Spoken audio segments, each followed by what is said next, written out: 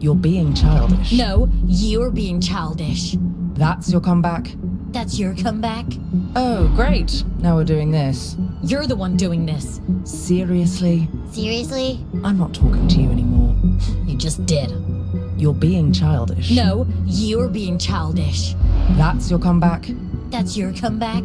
If you've had your finger on Twitter's meme pulse, you might have heard about the Dustborn in a teacup, which was Dustborn, released in August of 2024. It was a commercial flop which bypassed the general gaming public, though the anti-woke crowd had a field day with its social themes and messaging. It was either a gaming meme or one of the horsemen of the apocalypse, depending on who you asked. I don't care about any of that drama. Now that the dust has settled, I want to know how much of the negative buzz was hyperbole and how much was valid criticism. Was Dustborn really as bad as they claim? And if so, why? Let's keep criticism grounded, as objective as humanly possible, and expand on thoughts so that there's no room for misinterpretation. As always, I'd love to hear your opinions in the comments, so make yourself known. Welcome to the conversation. Dustborn is set in a historically revised America. The bullet destined for JFK never found its mark, and Kennedy went on to establish a group called Justice, who, over time, imposed their protective will over the United States of America. Civil war has fractured allegiances, reducing the once united states to a dystopian quagmire. Just another day on Twitter, really.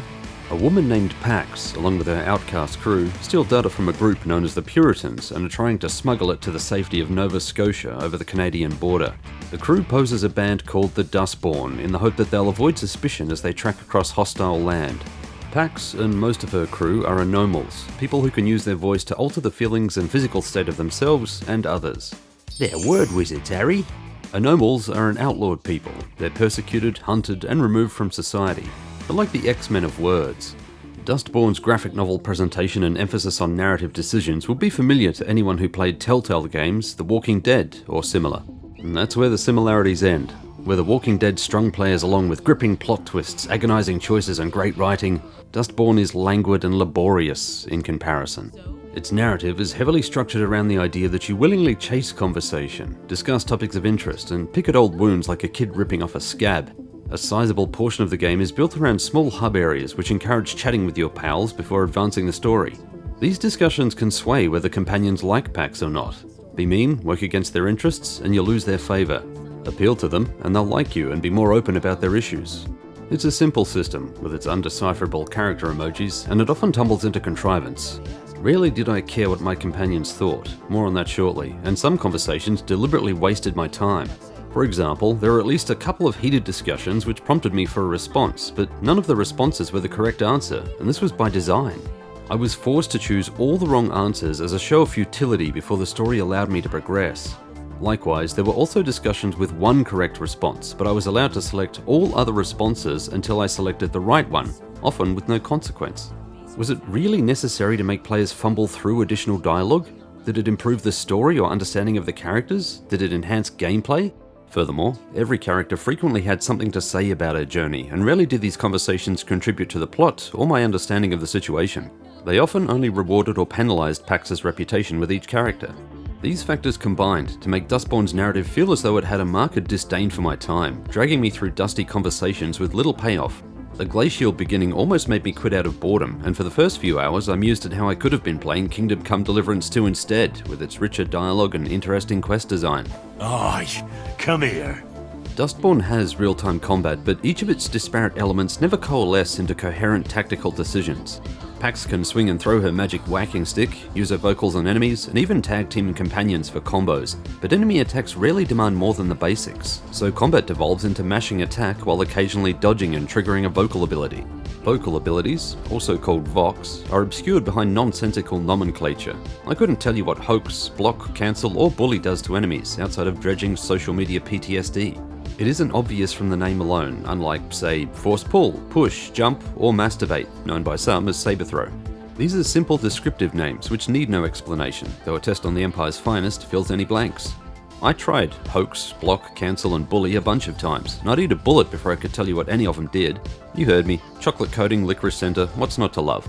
Most damning is that fights are optional, and I don't mean walking past enemies. You can press a button to bypass fights when they appear. I know that Red Thread games included a skip combat button for accessibility, but it also feels like a concession to poor combat design, and it's nonsensical if combat was deemed important enough to include in the game. Perhaps that sounds cruel, but I've had housefly hunts more involved than Dustborn's combat. If they were hell-bent on accessibility, then a difficulty slider and some menu options would have sufficed. Retain combat, make it easier. The third point of Dustborn's gameplay Triforce is a beat rhythm minigame when Pax and crew fire their band up.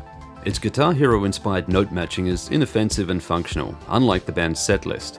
The music itself was fine, though not my taste, but the lyrics? My god. What is a Dustborn? And why is it the new porn? What does that mean? I get that Pax writes the lyrics and is making this up along the way, and that carries the effort a little, but someone in the real world wrote this. The Doomslayer has more subtlety, for Christ's sake. Any narrative-driven game is held aloft by its characters. A good plot is pointless without strong characters, and this is among Dustborn's weakest elements, up there with its socio-political messaging. On Dustborn's colourful surface, Pax seems like a good protagonist for this sort of adventure. Bold, assertive, empathetic to the struggles of her crew. Importantly, she's flawed, often quick to lose her temper and prone to pushing others around with her nasty Vox abilities, even her friends, to get what she wants. Cool, we have a clear baseline for character development. I tried to play Pax as a morally good person, tried to mend the screaming fault lines in her relationships. Whenever I was presented the option of not using her Vox, I took it, choosing to talk people off the proverbial ledge instead of compelling them with invasive powers. I wanted to redeem Pax. To Dustborn's credit, it let me do this much of the time, gradually revealing a more mature and complex Pax than any of Dustborn's detractors bothered to show. Role-playing an emotional steamroller isn't the only option.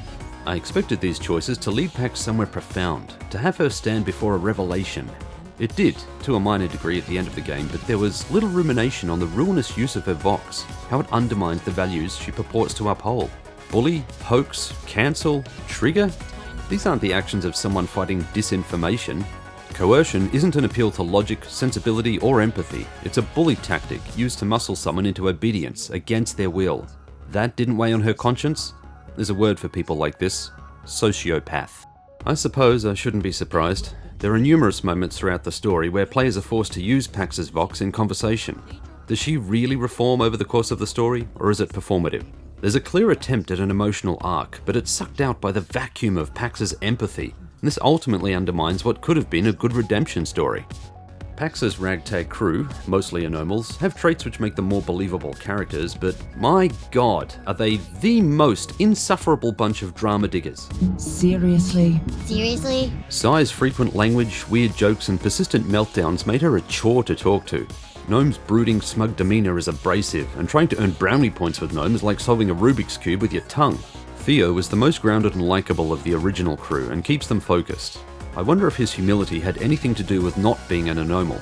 The Dustborn tour bus fills with additional companions over the course of the game, and each of them has a quirk or character trait which was akin to crawling over broken glass. They'd have some traits I admired and could relate to, and then there'd be that one trait which reared up suddenly and tainted the character as a know-it-all, petulant, or grossly intolerant. It left a sour taste in my mouth for what could have been an interesting, eclectic group, and contributed to the trial of slogging through preachy, uninteresting dialogue. Some of the time, it was like Pax was talking to children. Seriously? Seriously? Eli was by far my favourite character. Upbeat, optimistic, adventurous, and his biker-themed reverence for the fabled Bituman, a clever play on the word, gave me Mad Max vibes. Whenever Eli was around, you always felt secure knowing he had your back, and he provided a much-needed levity and optimism which was mostly absent. He also had concrete goals and motives, unlike much of the crew.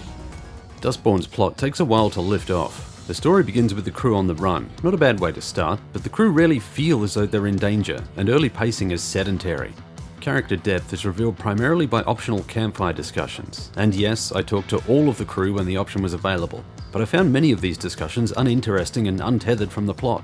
There's a sizable requirement of managing the personal state of your crew, and many of them weren't interesting enough to care about. I didn't care about Sai's family issues because her constant whining became tiresome. I didn't care about Gnome's family issues because none of it impacted Gnome or the broader story in a meaningful way. Theo's personal struggles were too elusive and spread too far over the plot, and I lost interest. Ziggy was a self-entitled brat, and I had to grit my teeth every time she opened her mouth. No one in the crew chastised her immature behaviour, further driving a wedge between these characters and believability. If they were willing to tolerate that without comment, what else was acceptable? Dustborn's inconsistent tone doesn't help its cause. Delicate discussions, spooky facilities, and tense standoffs are undermined by fights with light-hearted music and marvelous quips, whiplashing the tone from tense to jovial.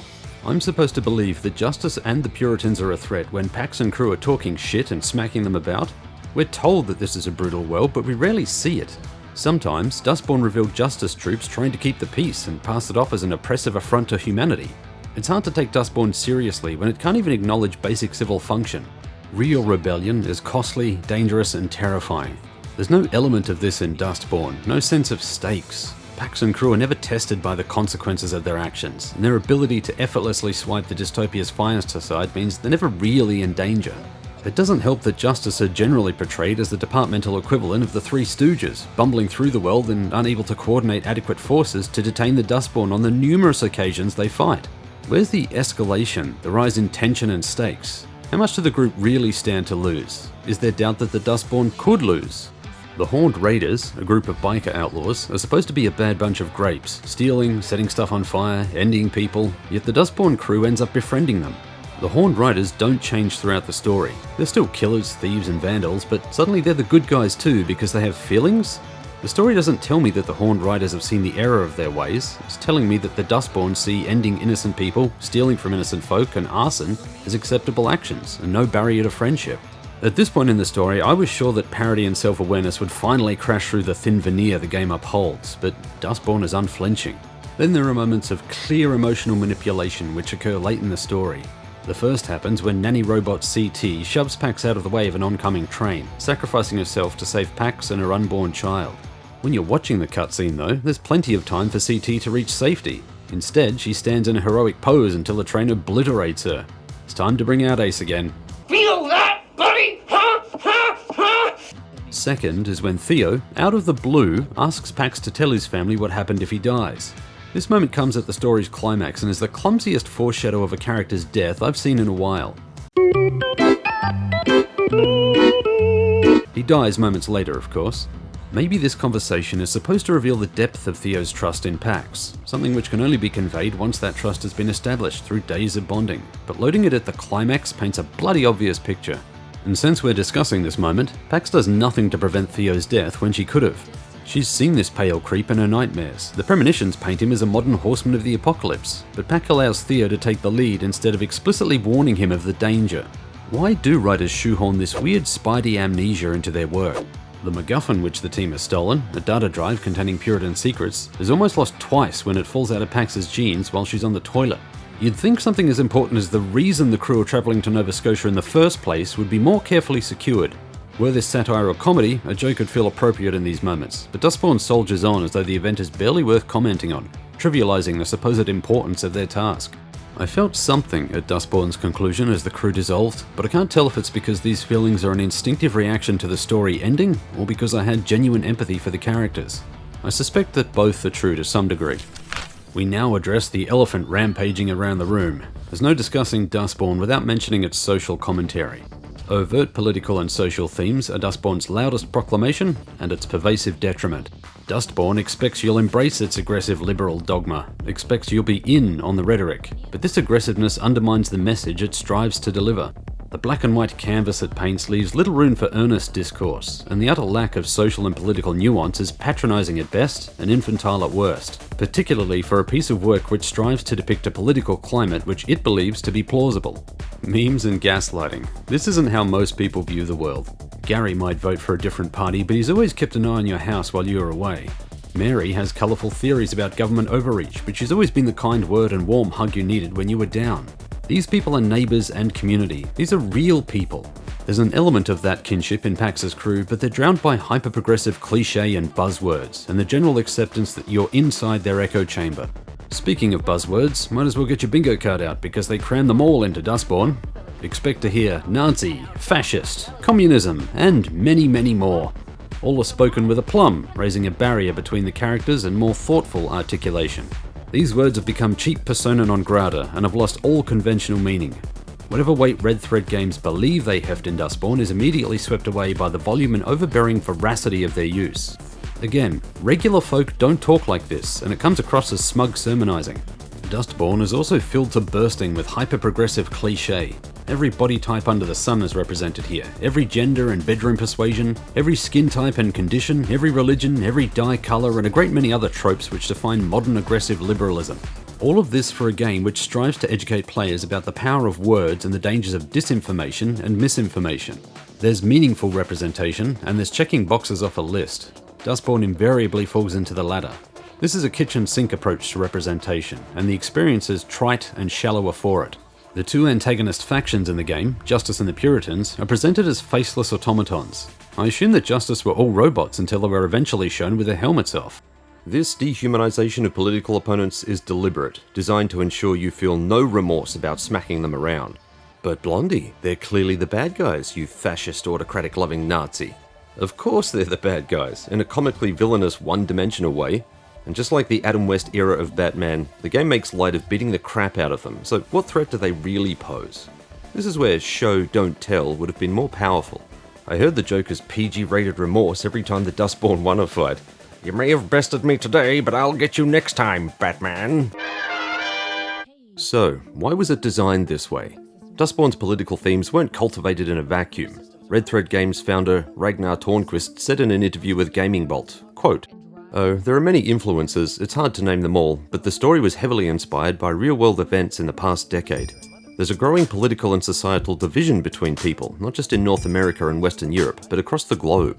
Part of this divide is due to social media and the spread of mis- and disinformation. We wanted to tell a story where this theme, the power of words and how language can be weaponized, was central to both the narrative and the game mechanics." End quote. While it's clear that Tornquist is referring, in part, to Donald Trump's first election as President of the United States, it's his second point which is worth focusing on. Disinformation, misinformation, and the power of words form the spiky core of Dustborn's message. These are great themes worth exploring, but Dustborn's aggressive liberal slant makes them yet another tool to skew the narrative. It goes beyond the game, where real politics begins, with Dustborn's writers. Hardcore liberals are as guilty of weaponizing words as anyone, some would argue more so in recent years. It's with no small measure of hypocrisy that aggressive liberal voices decry the very practices they use against others, which only serves to widen the already gargantuan divide between the hyper-liberal movement and regular folk. The lack of self-awareness is astounding. Dustborn's portrayal of combating misinformation and disinformation is to literally tear it from someone's mind, to forcibly purge all bad thoughts without the victim's consent.